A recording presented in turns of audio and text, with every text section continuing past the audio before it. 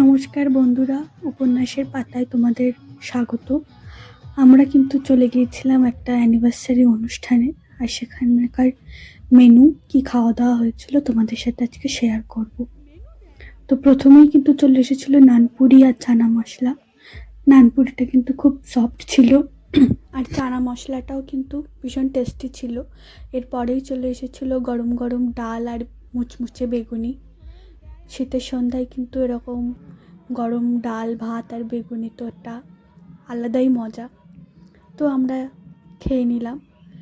এরপরে চলে এসেছিল মাছের ঝোল, মানে সর্ষে কাতলা, আর মাছটাও ভীষণ টেস্টি ছিল। এরপরেই কিন্তু চলে এসেছিল চিংড়ি মালাইকারি। চিংড়িটা আমাদের অ্যাভারেজ লেগেছিল, মোটামুটি ভালোই ছিল। এরপর চলে এলো ফ্রায়েড রাইস, সেই সাথে স্যালাড, আর তারপরেই কিন্তু গরম গরম কয়লার মাংস চলে এসেছিল। মাংসটা কিন্তু সত্যিই খেতে অসাধারণ ছিল, খুব টেস্টি।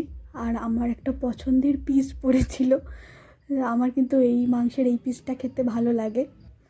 এরপরেই চলে এসেছিল চাটনি, চাটনিটাও সুন্দর ছিল। তারপর পাঁপড়, কালাকাঁদ, আর সেই সাথে কিন্তু রসগোল্লাও ছিল, কিন্তু আমরা রসগোল্লাটা স্কিপ করে গিয়েছিলাম।